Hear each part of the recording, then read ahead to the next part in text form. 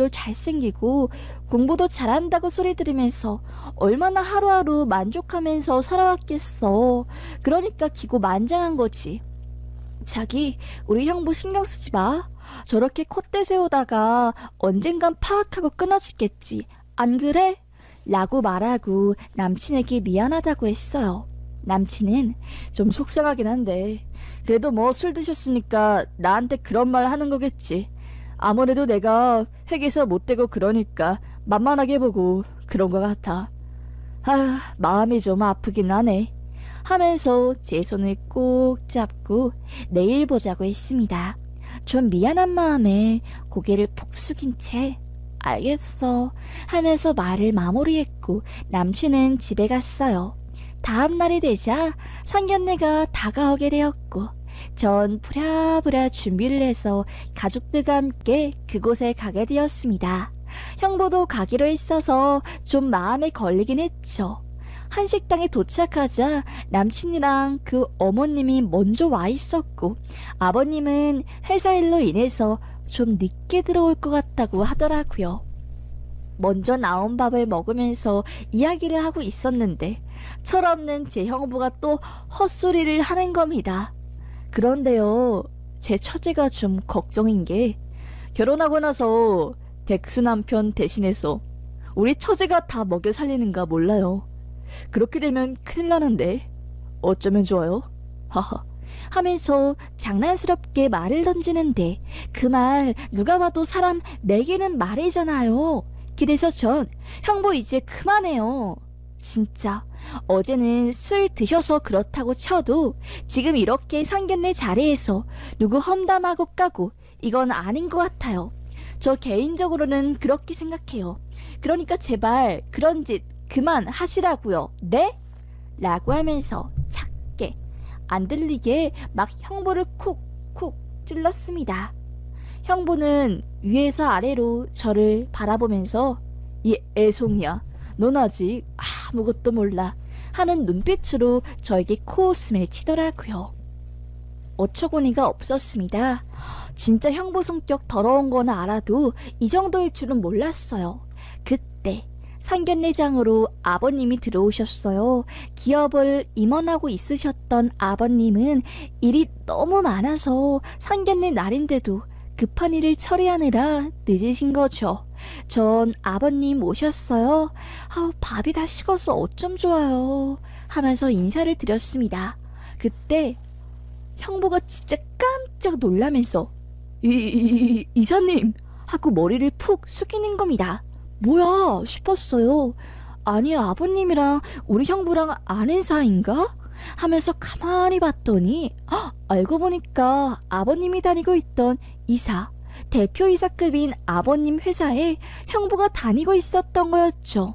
전 몰랐어요. 그냥 남친이 우리 아빠 회사에서 일한다고만 설명해서 그렇게 좋은 회사의 대표급으로 있는 줄은 상상도 못했던 거였습니다. 그래서 바로 형부는 고개를 푹 숙이고 제 예비 신랑에게 손을 내밀면서 내가 큰 실수했네. 진짜 미안해. 하면서 어쩔 줄 몰라 하는 겁니다. 전 형부의 그런 이중적인 모습을 보고 얼마나 역겨웠는지 몰라요. 부모가 어떤 일을 하는지에 따라 시시각각 변하는 형부의 모습이 제 눈엔 무척이나 안 좋게 비추어졌습니다. 그래서 전 형부에게 말했어요. 나중에 따로 상견례 끝나고 제 남친한테 사과하세요 라고요. 그렇게 상견례의 분위기는 완전히 반전을 맞게 되었고 주 흐름은 예비 신랑이 가져가게 되었어요. 상견례 후 형부랑 언니는 제 예비 신랑에게 무시해서 미안하다고 사과를 했고 신랑은 그 사과를 받아주면서 조금 다시 상황이 좋아지는 듯 했습니다. 원래 제가 언니랑도 사이가 안 좋아서 형부랑 그렇게 친한 사이가 아닌데 제 남편에게 태클을 거니까 기분이 나쁜 상황이었거든요. 그래도 남편이 사과를 받아주면서 사건은 무마가 되었고 결혼하면서 더더욱 사이가 좋아진 듯 했습니다. 형부와 남편이 사이가요. 그런데 참 사람 본성 안 바뀐다는 말이 있듯이 아버님이 은퇴를 하고 이제는 회계 쪽 일이 너무나 지겨워서 그쪽으로 쳐다도 보기 싫다고 하면서 시골로 내려가셨을 때 또 사람을 위에서 아래로 깔보고 무시하고 그런 짓을 하는 형부의 기질이 튀어나온 겁니다. 취업을 준비하다가 아무래도 결혼하고 나서 아무런 직장을 안 가지고 있는 것보다는 중소기업이라도 들어가서 한 자리 차지하는 게 더 중요하다고 판단이 된 남편은 중소기업에 들어가게 되었어요. 형부 이제 자기가 눈치 보던 제 남편의 아버지도 시골로 내려가고 같은 회사 같이 안 다니게 되었으니까 또 중소기업 들어간 제 남편 딱 무시하기 좋으니까 설날에 만났을 때 사람 자존심을 팍팍 긁더라고요. 그 나이에 중소기업 들어가면 좀 창피하지 않아? 아무리 그래도 그렇지. 참, 중소기업 말만 들어봤지. 실제로 중소기업 들어간 사람 나 진짜 처음 봐. 어떻게 그런 곳에 쥐꼬리만한 월급을 받고 살아? 라고 하면서 사람을 무시한 겁니다. 제가 남편 참지 않았어요. 아니 해도 너무 심하게 말씀하시는 거 아닙니까? 아무리 그래도 그렇지. 참, 나 진짜 너무 답답하네요. 사람을 무시하는 심리 기반엔 우월감과 열등감이 도사리고 있는 거예요. 거기서 벗어나지 못하면 정말로 이도저도 안 되는 인생이 될 수도 있다고요. 지금 딱 그렇게 된 것 같은데 그런 식으로 살지 마세요. 하면서 저에게 이제 나 처갓댁 안 갈래. 아니 못 가. 이렇게 무시받으면서 듣기 싫은 소리 듣는 것도 한두 번이지. 해도 너무하네. 라고 한 거였어요. 전 이걸 어쩌면 좋아. 진짜 우리 형부 하나 때문에 온 사람이 상처받네 싶었습니다. 저는 언니한테 언니 형부 입단속 잘하라고 했잖아. 도대체 왜 그러는 건데? 이건 아무리 생각해도 아니잖아, 안 그래? 라고 하면서 따졌는데 돌아오는 대답이 더 웃겼습니다. 야, 네 남편 집안의 스펙이잖아, 안 그래? 라고 하대요. 어처구니가 없었던 전 언니와 다시는 보지 않을 것처럼 으르렁거리면서 싸우게 되었고 결국 언니와 저 남남처럼 멀어지게 되었습니다. 원래도 아슬아슬한 관계였는데 이번 사건으로 완전히 흐트러지게 된 거죠. 자존심 상한 남편은 자기가 그놈의 회계사 공부한다고 내가 딱 2차까지 멋지게 끝내서 자존심 밟고 싹 다 복수할 거라고 하면서 아픈 몸을 이끌고 책상에 앉았죠. 아시잖아요. 아시는 분들은 교통사고 당하고 나서 다리 양쪽 길이도 다른데 그 몸으로 책상에 앉아서 공부하는 게 얼마나 힘든지요.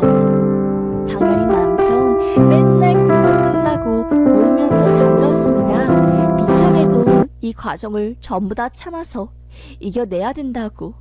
정말로 안 그러면 난 아무것도 안 한 거나 다름이 없는 상태가 된다고 하면서요.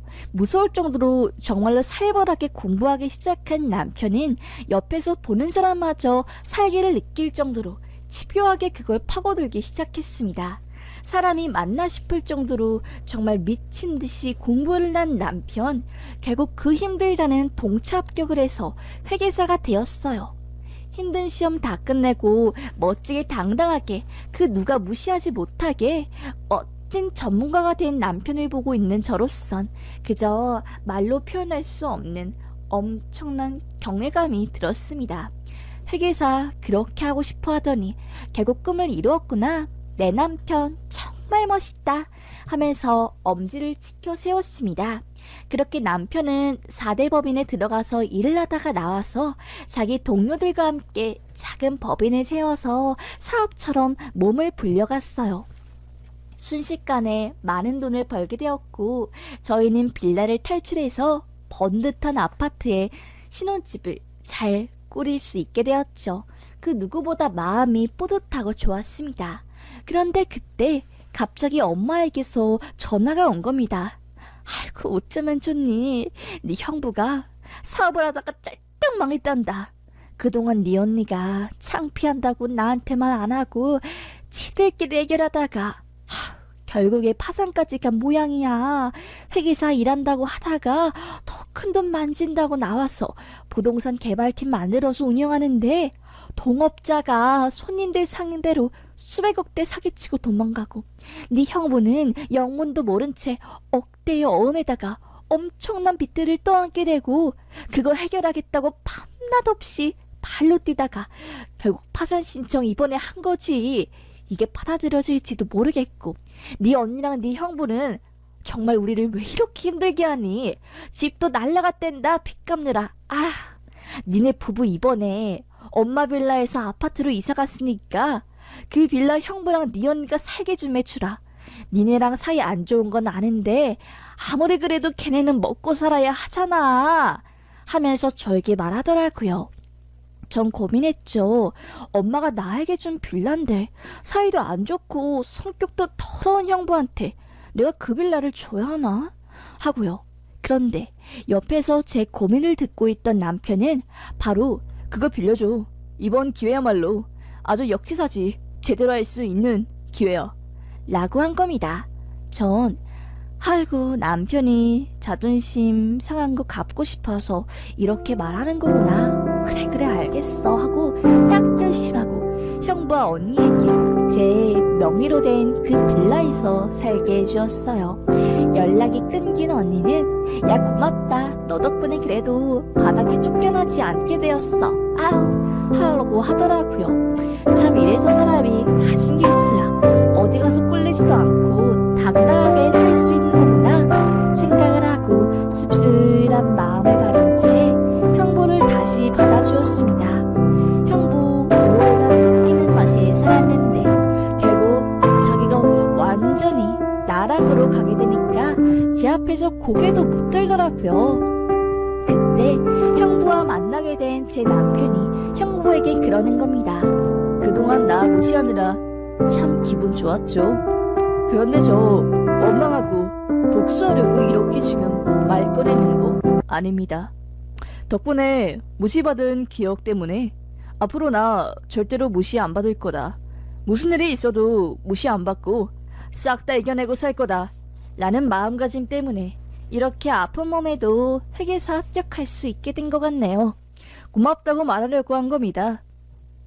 그리고 저야 뭐 멘탈이 세고 어지간한 일에 잘 흔들리지 않는 성격이라서 괜찮은데 다른 사람에게 저에게 했던 것처럼 하지 마세요. 마음 여린 분들은 쉽게 상처받으니까요. 아시겠나요? 하며 말하자 형부 의외로 갑자기 눈물을 흘리면서 제 남편 손을 잡는 겁니다. 내 나이 40을 바라보는 때 왜 이렇게 바보처럼 초등학생처럼 살았을까 정말 후회되네. 나보다 어린 내 처제의 남편. 남자는 이렇게 마음 넓고 아량을 베풀면서 사는데 난 잘못 살았구나. 아이고 내 인생아 내 인생아 하면서 가슴을 퍽퍽 치더라고요. 그리고는 고개를 푹 숙이면서 그동안 내가 못되게 군 거 다 이해해달라고 사실은 부러웠다고 아무것도 없는 그냥 자기 자신의 모습을 한 여자가 그냥 조건 없이 사랑해주고 직업이 없는데도 결혼을 하는 게 누군가에게 그렇게 큰 사랑을 받고 그런 상황이 난 겪어보지 못한 거라서 질투가 났다고. 사실 난 대학교 다닐 때부터 여자들이 내 조건만 보고 달려들고 해서 진짜 찐사랑이 뭔지 알 수 없었다고. 친구들 중에 못나고 가진 거 없고 집안에서 뭐 하나 내세울 것 없는 애들도 운명 같은 짝을 만나서 세상 부럽게 사는데 난 그러지 못했으니까 결혼도 중매로 했으니까 거기서 내가 열등을 느낀 것 같다고 하면서 저와 남편에게 말을 한 겁니다. 형부가 그래서 우리를 그렇게 무시하고 굉장히 없는 사람 취급한 거구나 싶으면서 이해가 가기 시작했습니다. 제 남편은 그런 속사정이 있어서 저희 부부를 비꼬고 그런 거냐고 참 사람 속은 아무도 알 수 없다고 하더니 이럴 때 쓰는 말이란 걸 내 이번에 깨달았다고. 참 힘들고 벅찬 일들이 많을 텐데 이제는 우리 정말 가족으로서 서로 속마음을 털어놓고 허심탄회하게 말했으니까 다시는 이런 일로 다투지 말자 라고 하면서 서로 화해하고 받아들였습니다. 그래서 지금 형부는 다시 회계법인에 들어가서 직장인으로 착실하게 일하고 있어요. 제 남편은 여전히 동기들과 함께 회계사무소를 만들어서 자문을 구하는 일에 쓰고 있어요. 굉장히 제 남편 마음이 넓은 사람이죠. 형부는요, 웃긴 게 그날 이후로 항상 제 남편 생일과 특별한 날이 다가오면 저희 집 앞에 사과 박스랑 한우 등등 이런저런 선물 세트를 많이 놓고 갑니다. 진짜 멋있어요. 형부가 멋있는 게 아니라 형부와 남편의 관계가요. 형부의 그 높고 높았던 자존심과 우월감이 결국 잘못되었다는 걸 알게 되고 난 이후로 순순히 인정하고 난 후 제 남편에게 더 이상 상처되는 말을 안 하게 되었고, 제 남편도 그런 형부의 행동들을 다 용서하고 쿨하게 관계를 이어나간다는 게요. 사실은 형부를 망하게 하고 딱 무시당한 것만큼 똑같이 무시하고 사람 미치게 만들고 충분히 그런 식으로 복수할 수 있었어요. 그런데 그건 아닌 것 같았어요. 사실 복수는 또 다른 복수를 낳고 적을 만들면 만들수록 내 삶은 팍팍해지고 힘들어지잖아요. 그래서 전 제 남편이 자기를 괴롭힌 형부를 용서하고 따뜻하게 품어준 게 굉장히 멋있는 행동이라고 생각했네요. 참, 사람 일 어떻게 될지 모르는 것 같아요. 제 남편도 교통사고 당해서 인생 나라까지 가게 되고 맨날 울고불고 눈물 흘리고 진짜 힘들게 살았는데 이제는 그거 다 극복하고 사업하면서 사람들 만나서 이야기도 하고 행복하게 잘 살고 있네요.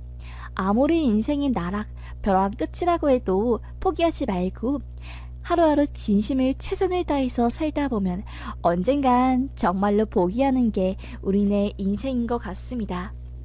그럼 여러분들, 저희 이야기를 들어주셔서 정말 감사합니다. 오히려 형부 덕분에 더 가족의 관계가 끈끈해졌다고 생각하고 전 살렵니다. 행복합니다. 그럼 여러분들, 날 추운데 옷 잘 여며 입으시고요. 앞으로 좋은 나날들만 펼쳐지길 간곡히 기원하겠습니다. 그리고요, 미워하는 사람이 있다면 그 사람 너무 미워하지 마세요. 그냥 용서하는 걸 택하세요. 그게 가장 빠른 복수입니다. 왜냐하면 그렇게 해야지 내 마음이 편해지고 안정감을 찾을 수 있게 되니까요. 미워하면 뭐합니까? 내 가슴이 화만 쌓이고 답답해지고 음식이 안 넘어갈 정도로 마음이 무거워지는데요. 마음의 병 한 번 생기면 낫는 거 쉽지 않더라고요. 하여튼 여러분들, 그럼 전 여기서 사연 마치겠습니다. 여기까지 들어주셔서 정말 너무너무 감사합니다. 오늘 밤 푹 주무시고요. 또 행복한 하루 되셨길 기원하겠습니다. 감사합니다.